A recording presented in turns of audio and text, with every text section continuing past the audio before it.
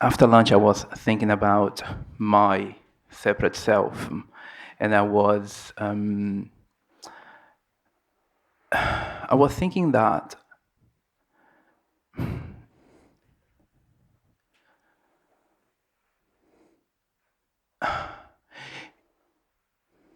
if the separate self is an activity of consciousness,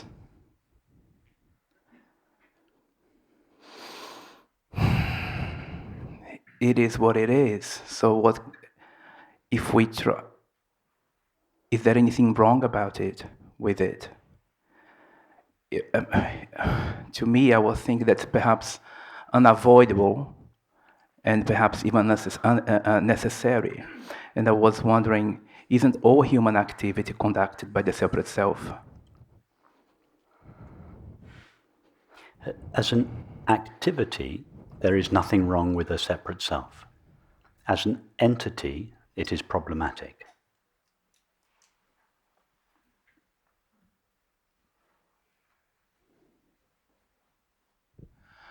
And when I, as awareness, or as a separate self, think it is problematic, it's because you have mistaken yourself for an entity, not an activity. Let me illustrate that, and for this we need Mary and Jane. So for those of you that are not familiar with Mary and Jane, Mary falls asleep in Buckland Hall, and she dreams that she's Jane on the streets of Paris.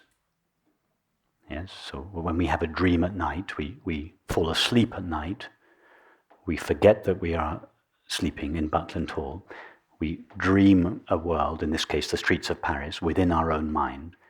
But in order to perceive the streets of Paris, we have to enter into our own dream. And we view our own dream from the perspective of somebody in that dreamed world. So for ease of communication, we call the person who has fallen asleep dreaming Mary, and the character that Mary seems to become, Jane. Yeah, so Mary has fallen asleep in Buckland Hall. She's dreaming she's Jane on the streets of Paris. Now, is Jane an activity of Mary's mind or an entity in her own right? An activity. Perfect. She's an activity, and a necessary activity, if Mary is to know or perceive the streets of Paris. Mary cannot fall asleep in Buckland Hall and know the streets of Paris directly. She has to know the streets of Paris via the body of Jane.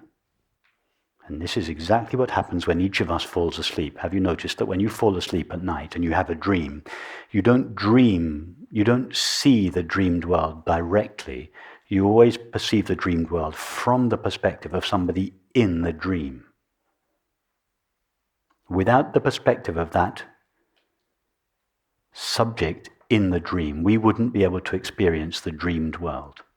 So the dreamed person, Jane, is the agency through which Mary knows the streets of Paris. Now, as an agency or as the activity of her own mind, Jane is not a problem. On the contrary, she is an agent of creativity. She is the means by which Mary brings the streets of Paris into apparent existence. It's only when Jane forgets that she is a temporary limitation of Mary's infinite mind. And she believes, I am a separate self with my own independent existence. And as such, I am fragile or vulnerable and in need. Then it becomes a problem, because everything Jane does from that moment on is either to defend herself or to try to defend herself in order to protect this fragile entity, or she tries to acquire objects, activities, substances, etc., in order to fulfill this fragile, this incomplete entity. So yes, Jane as an entity is a problem. Her whole life is spent defending herself and fulfilling herself. But as an activity, she is not a problem. So the forgetting, Jane's forgetting, is still part of the activity of Mary? Yes. Yes, so yes. Mary is forgetting. Yes, because there is no Jane either to remember or to forget. The whole dream is Mary's mind.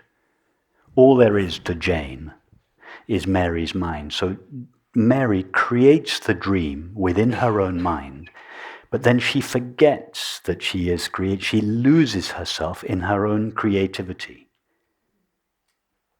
Mary loses herself to her own dream. She veils herself with her own creativity. And are we trying to fix that? Isn't that what we are trying an activity to do is Mary is trying to learn how to have a lucid dream. Mary is trying to learn how to dream without forgetting that she is Mary.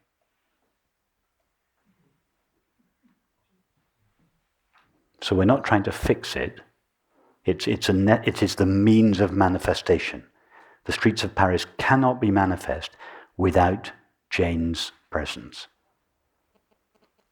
We, of course, we are all Janes in Mary's mind.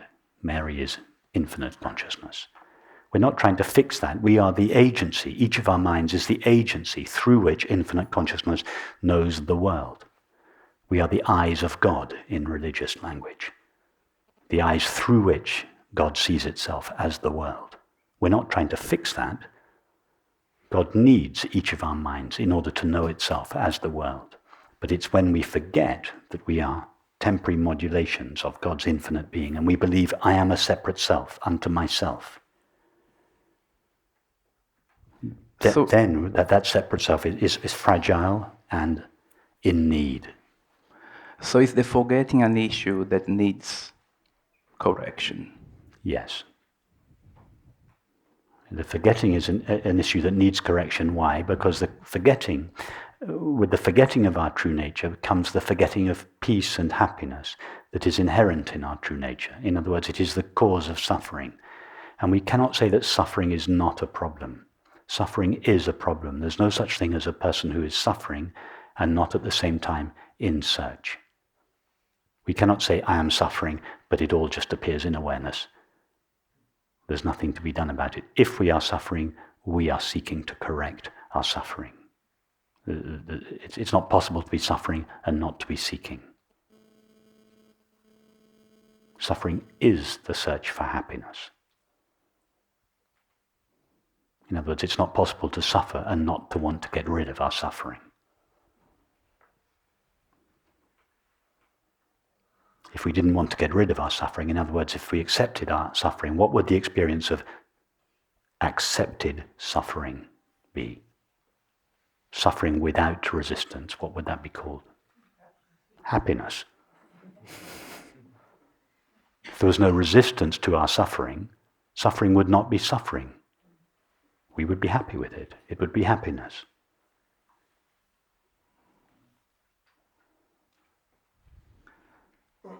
I'm still a bit confused about getting there. Okay. What are you not? Where have we lost each other? I'm just thinking about this. If I think I'm suffering,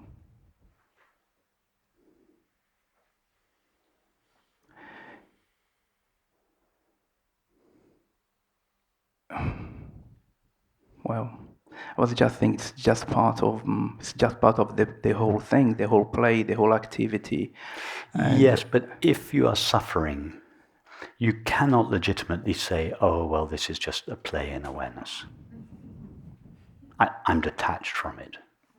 You cannot say that. If you are suffering, it is precisely because you're resisting your current circumstances. You cannot say, I'm suffering, but I accept my current circumstances.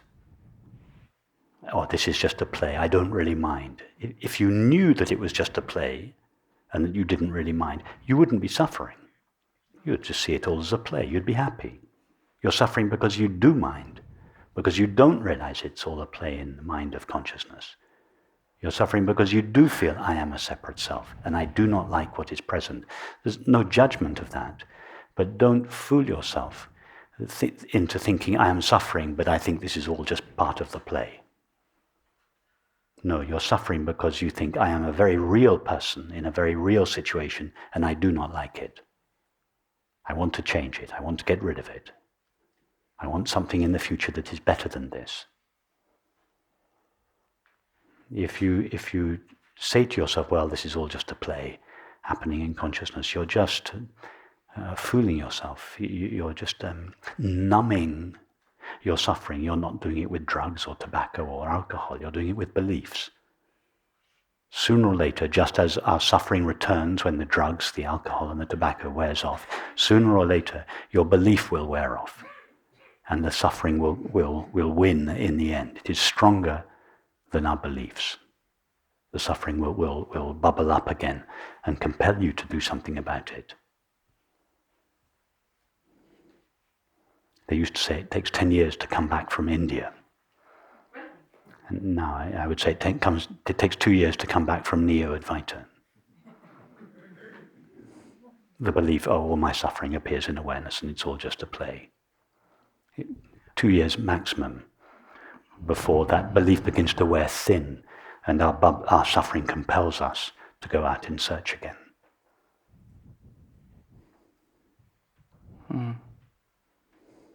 So this morning when you asked a question, it's kind of related, but you asked a question, on whose behalf am I taking this decision? Yes. On whose behalf am I taking this decision?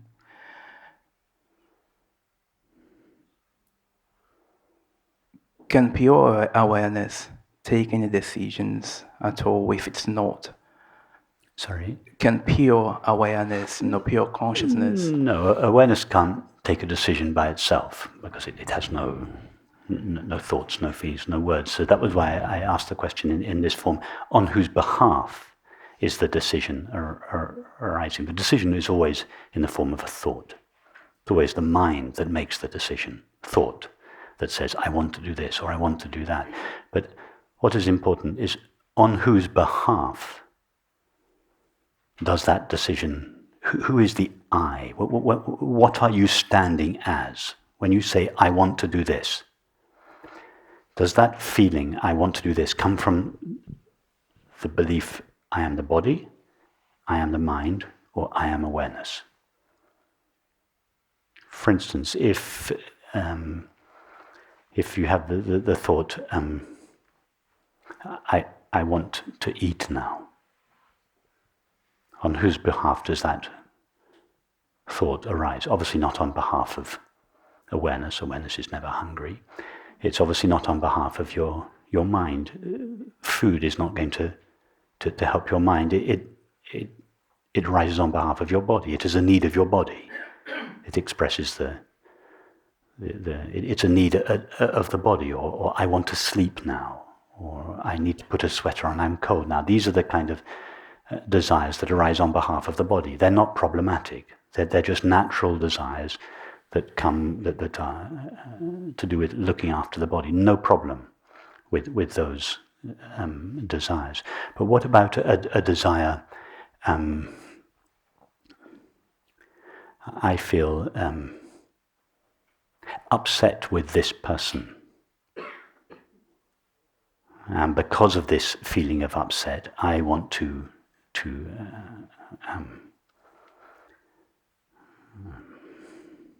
engage with them in some way to put right what they said. So in that case, who would be the one that was upset? Is it your body that is upset? Obviously not. Is it awareness that is upset? Obviously not. So who is the self in this case that is hurt, that is irritated, that is angry, that is resentful? My mind self. It's the self that is it's a constructed self that is made out of a mixture of thoughts and feelings. It is awareness identifying itself with thoughts and feelings. It is Jane saying, I, Jane, have been wronged by you. But who is Jane? She's just a temporary limitation of Mary's mind. There is no entity there to be hurt. She feels hurt because she doesn't yet know that. She feels there is a psychological entity called Jane. And that psychological entity has not been respected by this person. I've been hurt by this person, and therefore I'm going to put it right. So Jane doesn't yet know that who she really is the open, empty, silent space of Mary's mind. She thinks, I am a separate, independently existing self, and it is on behalf of that belief that her feeling of hurt or irritation or resentment arises. She thinks that going to speak to the person will cure her of her resentment or her hurt. It may temporarily alleviate the situation, but tomorrow she'll be hurt by someone else. And the next day she'll be hurt by someone else. And the next day someone else. Until she investigates the self who is hurt. If she sees that that is an illusory self, that will take care of not only her present hurt, but all future possibilities of being hurt. Or being resentful. Or of feeling unlovable. Or guilty. Or afraid.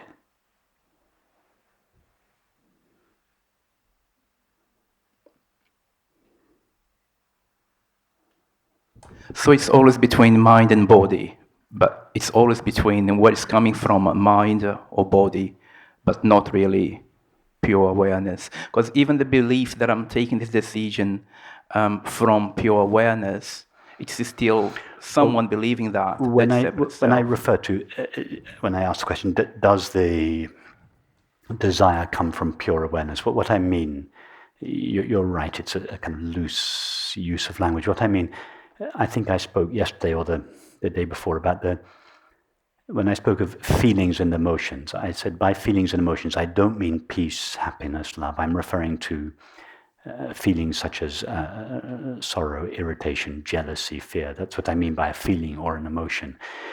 The qualities or emotions that we attach to awareness, such as peace, happiness, love, they're not really feelings. But when I say, does this desire arise on behalf of awareness, I mean, does it come from a feeling of peace or happiness or love? That would be in other words, if you had the desire, if you were feeling at peace and fulfilled, and you just wanted to share that feeling or celebrate it, you might call a friend and say, would you like to go for a walk this afternoon? Or you might meet someone here at lunch and say, should we walk along the river this afternoon? That's a desire. But it's not a desire that comes from a sense of loneliness. You're not feeling incomplete. You're not looking to the other person to somehow complete you or fulfill you. On the contrary, you're feeling full. You experience that as happiness, and your desire comes from that. You're wanting to share that. That's what I call a desire that comes from awareness, from happiness. Its purpose, it comes from happiness. Its purpose is not to go towards happiness. That would be a feeling a desire that arises on behalf of awareness. More like sharing instead of taking. Perfect. Exactly. Yeah. There's nothing. You don't want anything from the person or the situation, but you want to share your peace or your fullness in a particular situation or with a person. Mm-hmm.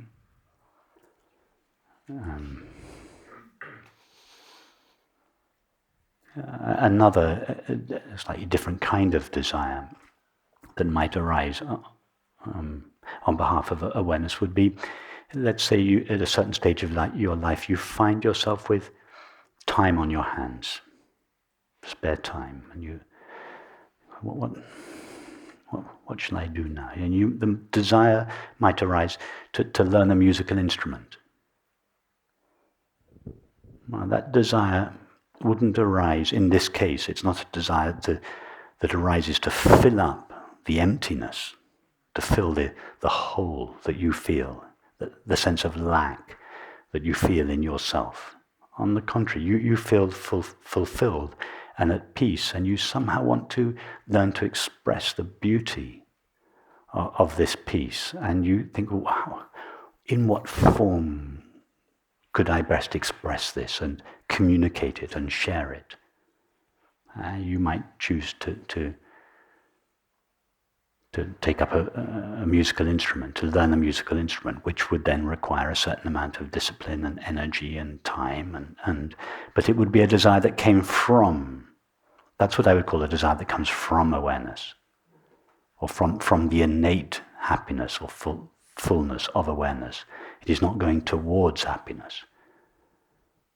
You're not doing it in order to be recognized and therefore feel better about yourself. You're not doing it in order to satisfy your parents' expectations and therefore feel okay about yourself. I get it. Thank you.